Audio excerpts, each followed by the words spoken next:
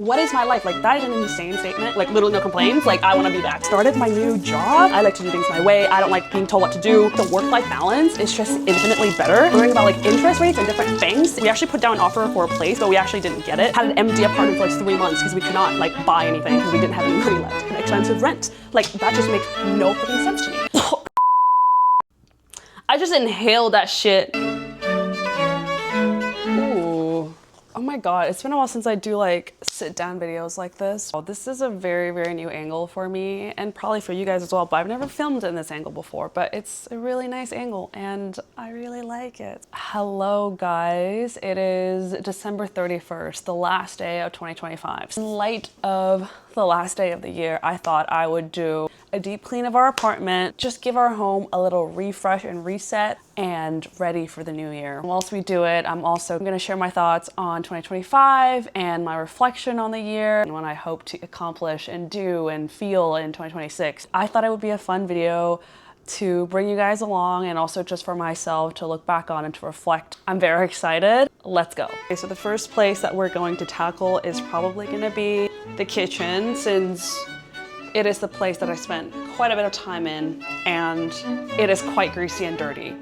So this is where we're gonna start. I'm gonna tackle the stove and the ventilator.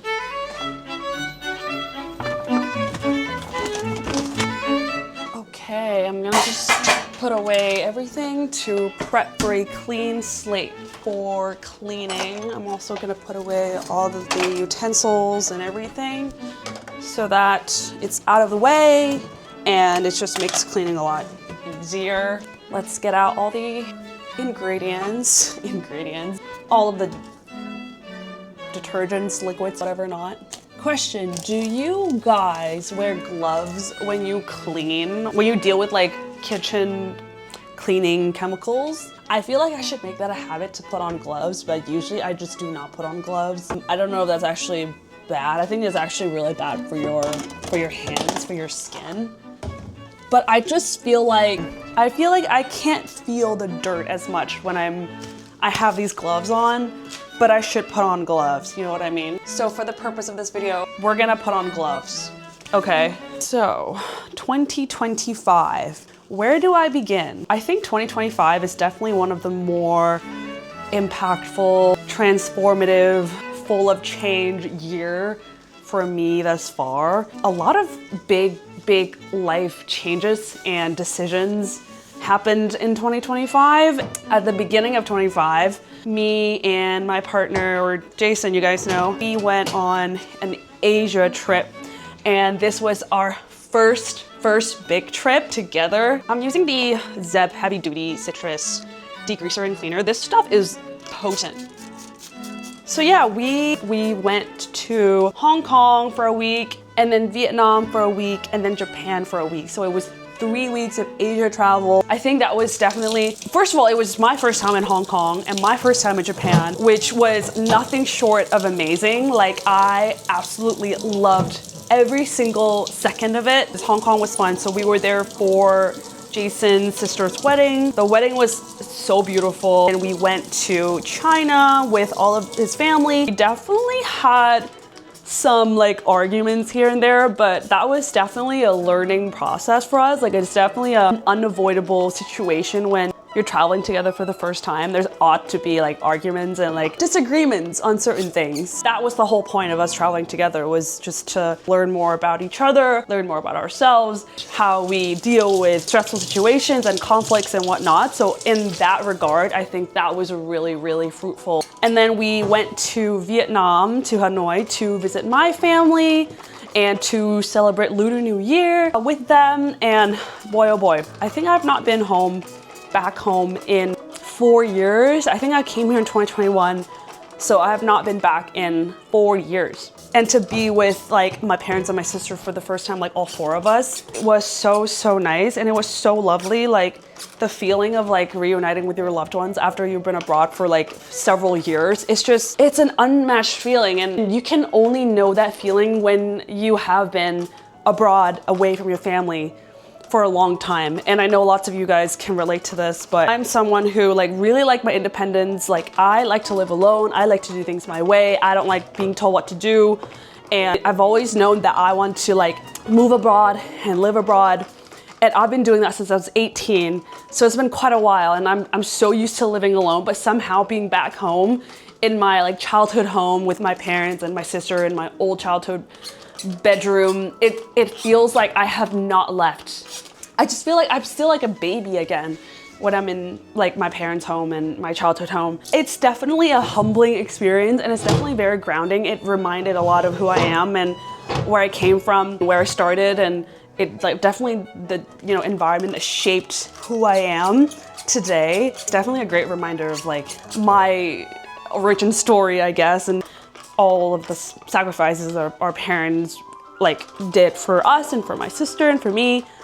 So I think that trip overall, it was just really wholesome, much needed family reunion. It was so nice just spending time with them and just, take some slow time. We went to Halong Bay on a cruise, which was super nice. I had been to these places before, but going back this time around, it's an entirely different experience with like Jason, and like, knowing what I know now, it's so special and it's so different. So Vietnam was definitely a very eye-opening, very nostalgic, and very grounding part of the trip, which is what I want to get out of it. I want to just, see my family, to be with them, to spend time with them, to like hang out with them, to enjoy food, eat good food, to go to like, all of these places that I've been to, but I want to go there with, fresh eyes and with my partner, and to be there with my family again, like just all of us together. Like that's all I want out of it. And because it was Lunar New Year, like we were able to spend a lot of time together because my parents didn't have work and none of us had work. So it was just the perfect, really short though. We were only there for like a week. So it was pretty short. So time flew by like so freaking fast. And I wish I had just like maybe like a couple more days with them. But at last we had to leave for our next destination, which is Japan. It's my first time in Japan, and for some reason we only planned to go to Tokyo, because when we discussed like, oh, where we're gonna go in Tokyo, because we're gonna stay there for like, I think just a little over a week, like 8 days or 9 days. And we were discussing like, oh, should we go to like other cities? Should we just do one city, like Tokyo, or should we do like Tokyo, Osaka? Or should we go to like an onsen town? We were like, let's think about like, how to best utilize our time. For some reason, like my partner told me that let's just do Tokyo, because there's so many things to do in Tokyo, especially for your first time. And he had been to Japan, he had been to Tokyo, but I think he didn't have the chance to like explore Tokyo fully. So he said like, let's just focus on Tokyo this time around to like get the most out of it and see as much of Tokyo as possible. And then once we're back, we can just like, the next time we can like explore more cities. But I think being Tokyo for like almost 10 days, I think. I forgot, maybe like a little over a week. It was a lot. Towards the end of it, I get quite bored just like being in Tokyo all the time. I wish that we had gone to like other cities to just experience a different side of Japan, because obviously Tokyo is very fun and exciting and so many things to do and so crowded and like really like city vibes. But by the end of it, I wanted to see more the quiet village, like quaint, very Japanesey, like village life vibes of Japan. And I didn't get to see that. So that's definitely something that I want to go back to Japan for. But overall, Japan was out of this world. Like 10 out of 10. Would always 100% go back. The food, the culture, the anime, everything, the shopping, oh my god. 10 out of 10, like literally no complaints. Like I want to be back. So that was the start of our 2025. Starting out the year already with a bang. It was a much needed vacation for me from just like my life, my full-time 9-to-5 job. That was the first vacation I've had in a while. So that was really special, and I'm so thankful that I got to experience that trip with him. Once we're back from the trip, I continued to work at my 9-to-5, but I knew that I wanted to look at other opportunities, as in job opportunities. I was still working at my job. I was looking at job listings on the side. Would kind of, apply to jobs here and there, and boop, a few interviews here and there, but nothing really like go anywhere. I think by beginning of May, somebody reached out to me on LinkedIn and asked me if I was interested in this one position that they were hiring for. I looked at the job listing and the opportunity, and I'm like, this is something that I'm really interested in. So then I said, yes, I would like to know more about this opportunity. And then they got back to me and they sent me through email, like the whole job description and like what they're hiring for and the company and everything. I ended up going through the first round of interview, phone screens, the second round, and then somehow made it to the third round, the final round. And eventually I got the position. I completely did not expect to get it, like at all. Also wanted that role really badly because I knew that I want to move on from my, at the time, current job. So I decided to take it. So I handed in my resignation for my current role at the time. Yeah, started my new job in June, which is crazy. That was the start of a whole new chapter. I was learning new things all over again, being exposed to like a new team, new company, new environment. It's so much better, you guys. Like the work-life balance is just infinitely better. I really like the team that I'm working with. Like I'm really happy that I make this jump and this leap to this new role, and I cannot be happier. The learning curve there, it was not that bad because I already had some professional experience working with the same sort of system in my previous role. So it was actually pretty smooth. One of the things I like about this new job is the culture. I think the company has a really good work culture and they really value the people or the employees. Like, so that's something I can just tell immediately is how much they actually value their people. That is something that I really value in a company or in the place that I work at. You know, I've worked at like toxic places before and I've worked at startups before, and I think it took some like jumping around different jobs to kind of know what you really value in your job, in your work, in your company. Like I see myself working here for a long time, hopefully. So yeah, that was that. Another big life-changing decision that I made this year, you guys are probably, you know, all over my channel, is that I bought a house or I bought a place. I freaking bought property in 2025. Like, what is my life? Like, that is an insane statement. And I don't take that lightly, like at all. I 100% know how privileged that is. So let's take you guys back to end of April. Me and my partner start looking at properties to purchase. Since the market in Vancouver right now is a buyer's market, buyers actually have more negotiating power and the prices, I just inhaled that shit. That's not good. Anyways, yeah, so we were looking at properties to purchase and our criteria was a 2-bed, 2-bath, high-rise, preferably not any older than 15 years old. And with a very strict budget. I think our budget was like $650, like max.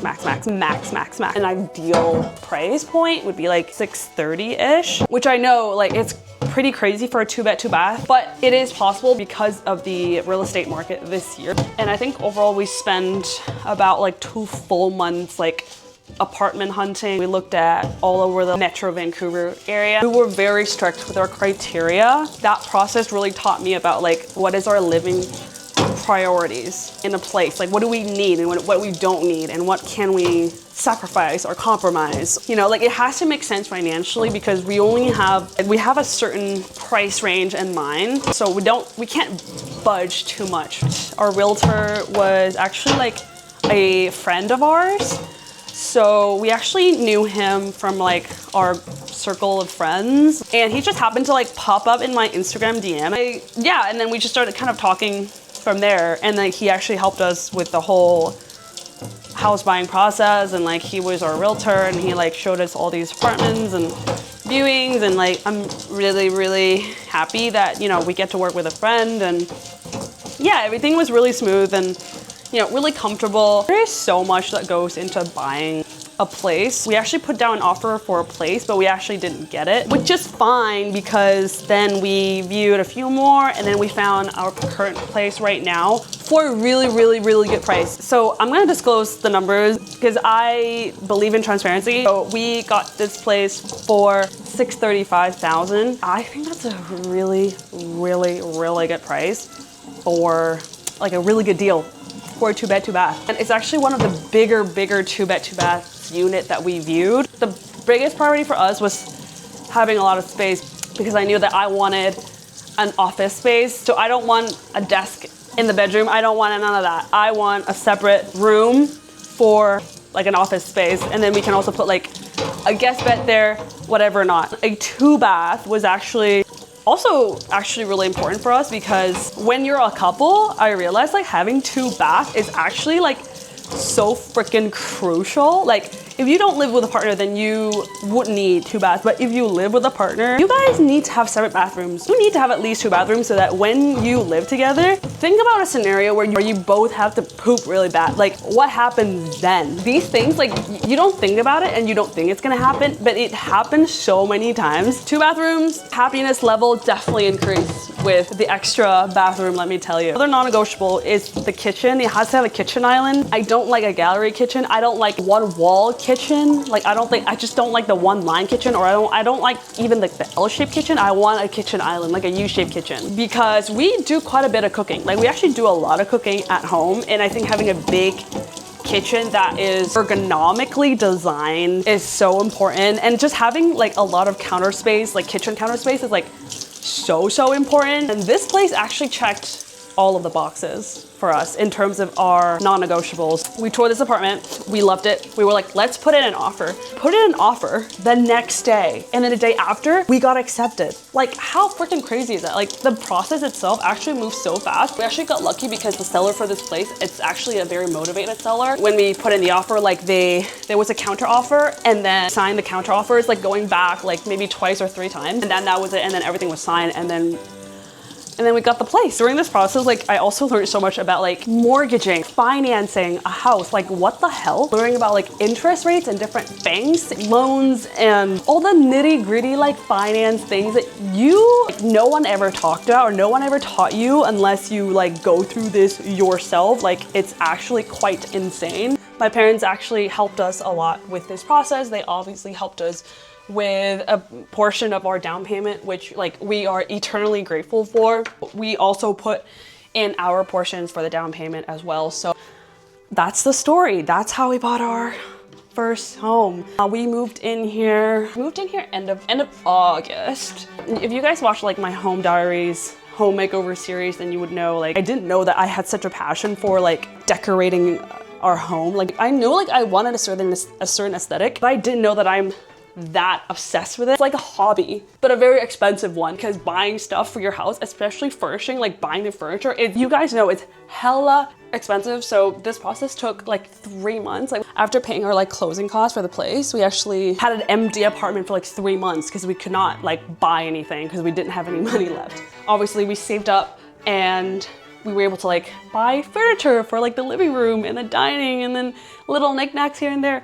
Like, it's so rewarding. I think like when it is like your actual home, you have a newfound appreciation for the things that you have, for the things that you own, for the things that you buy, and you realize, wow, this is actually expensive. Like, you value those things more. And that is such a realization for me throughout this whole like journey. Ever since I got here, I've only rented, and I've only rented like the cheapest, most shittiest places. Like, I do not want to spend money on rent. I know it's like wasting money and like throwing your money down the drain and like paying off someone else's mortgage.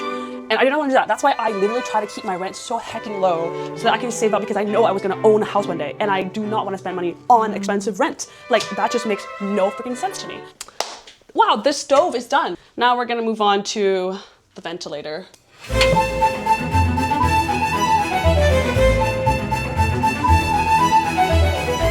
So, goals on 2026. I want to be better at managing my finances in 2026, because I'm trying to get my ducks in a row. I'm trying to get my finances in check this year, okay? Because I spent a lot of money in 2025, obviously. Now I want to get back in saving and investing, and, you know, constantly putting a certain amount every month in saving and investment accounts and whatever not. And I also want to stop like impulsive, unnecessary spending. That could be a very slippery slope for me, but I think I'd be more self-conscious and more aware of the things that I buy. This is more career related, but I want to get a promotion, or at least like a higher level of job than I am right now, which I'm working on. So if I have more updates on that, I will share with you guys. God, there's a bunch of chemicals there, oh God. Cleaning while filming a video definitely gives me more motivation, I'm not gonna lie. Kitchen clean. I feel good about this. I really want to do more talking videos, because I don't do talking videos enough, and that is my favorite thing to film. It's like to yap. I feel like to talk and like share my thoughts on literally everything, because I'm an introvert, and I just find that so therapeutic and like so calming. I don't know. I also think it's a way to open up to you guys more and to create more of a connection between us, because I don't want to just create videos about things that happen, but I want to also share like what I'm dealing with and what I think about certain things and issues and whatnot, you know? I desperately need to take out the trash because our trash can is filled to the brim right now, guys. I hope you guys can hear me. I've been watching Culinary Class Wars on Netflix, and oh my god, they came out with season 2, and that show is so freaking good, and it's so bingeable. Like Jason and I binged like the whole season in like 2 days or 2 nights. It's crazy good, you guys. Like, these chefs are crazy good, and the food that they make is out of this world, and I don't know, just the way that they produce and direct this show is just so good.